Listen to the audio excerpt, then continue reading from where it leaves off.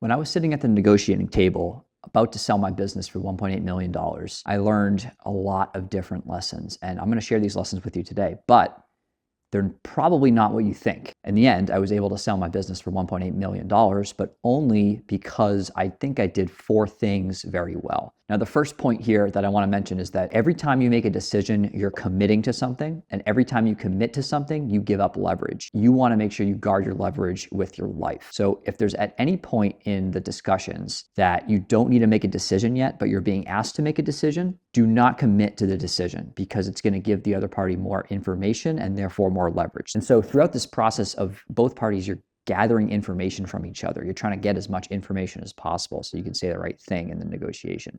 Throughout that process, if you're not at a point where you know a definitive answer is going to be the right answer or is going to get you further in the negotiation, and it's possible for you to withhold that decision until a further time, then it's probably a good idea to do so. So really try not to make any decisions or commit to any certain paths if you're not forced to commit to a path yet. Second thing I learned is that you never want to make the first offer, especially when it's a monetary offer, because psychologically, when you commit, and it's the same thing, it's committing to something. Say you're selling and you make an offer, then that is the maximum value that you're ever going to get for the business. No buyer's going to say, well, actually, I'll pay you more for that. And vice versa. If you're buying and you make the first offer, well, you're never going to pay less than the offer that you made. And so it's really important to, if you can, require the other party to make the first offer. And this goes along with the first point that I said about not making a decision too quickly. Because the second you commit to making an offer, it's like you're choosing a path. It's like you're choosing something, making a decision. And it gives the other party more information to work with. So really try to let the other party make the decision first and decide what they want to offer to you first. The third thing I learned is that it's always better if you're willing to walk away, and it's always better if you have a plan B. So in the context of selling your business, if it's like, well, I'm faced with two great options. Either I continue running this profitable business that's going to pay me for the rest of my life, or I get a life-changing exit. If those are your two possibilities or your two options, then you have a lot more leverage. You're willing to walk away at any point. It's on the buyer to make the deal happen, and they're likely going to compromise more to make the deal happen versus if you're sitting there with a business that you hate and you're burnt out and you're showing that you're burnt out and you're arguing with your team and the buyer can see that, and you're faced with two options of one, hating running the business and selling the business, right? You got a win-lose situation for you, then the buyer's going to have a lot more leverage because you need the deal to go through in order for you to achieve your goal.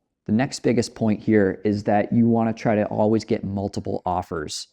Anytime you're working or operating in a bubble of just getting one offer or like even like a medical diagnosis, getting one opinion, you really don't have a accurate picture of what the market in general is willing to pay you for, or what if it's a medical diagnosis, like what the community of medical professionals thinks about this one situation. You're really just getting like one data point, and that data point could be an outlier, and you'd have no way of knowing unless you went and got a second opinion. So that's why I really recommend using a platform like Flippa to sell your business, is because they have a huge buyer network, and you're going to know pretty instantly a couple things. One, how desirable is your business? And two, how valuable is your business? Because if you can get 3, 4, 5 offers, you're probably going to sell for like a ton more, like 50% to 100% more money than you would if you only had one buyer. So always try to get multiple offers. Another really big thing about negotiating is you always want to have a concession in your back pocket that you can give up some ground on, because the psychology of giving a concession is really good at bringing two parties back together that may have not been able to agree on a deal. So I'll give you an example. The psychology of saying, well, actually, we were going to walk away from this deal, but now I'll give you a year of consultancy along with the business for free, right? A concession like that does two things. On the surface, it provides a material benefit to the deal. You're giving a material concession, and that obviously has value. But psychologically, it reels that other party back in a situation where they may be thinking, this guy's done dealing with me. This guy doesn't want to budge on anything. This is a deal that's probably dead in the water.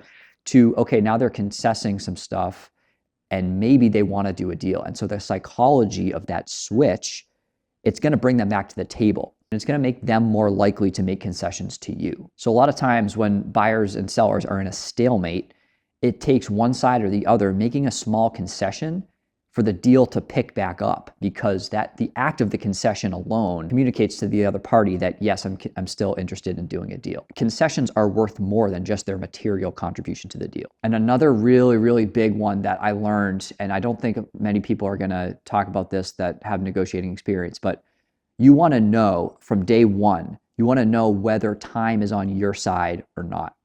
So in a deal, time is always on one side or the other. Time is never a neutral, very rarely is a neutral thing, where the longer a deal drags on, the more leverage one side gets. So you need to identify upfront whether or not time is on your side. And if time is not on your side, then obviously you want to try to move that deal along quickly, and you want to try to incorporate things into the deal that will incentivize the other party to move quickly, and vice versa. If time is on your side, if the longer the time drags out, the better the terms become for you, or the better situation it becomes for you, then obviously it's in your best interest to allow time to go on. And in general, you want time to be on your side because things take longer than people plan for most of the time.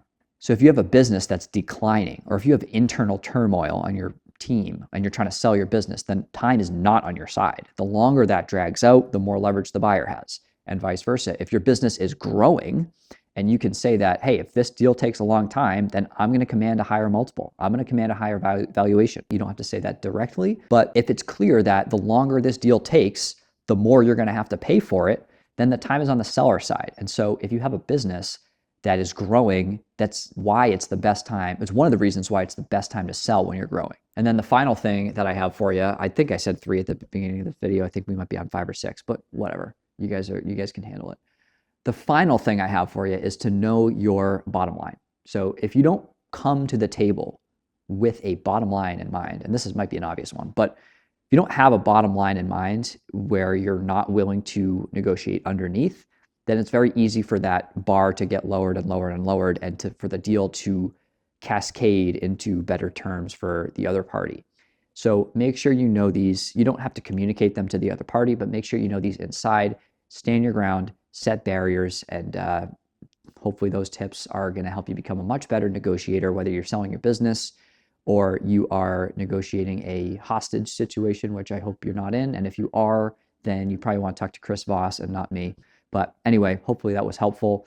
Again, these tips helped me sell my business for $1.8 million last year, and they are tried and true. So thanks for watching, and see you guys in the next video.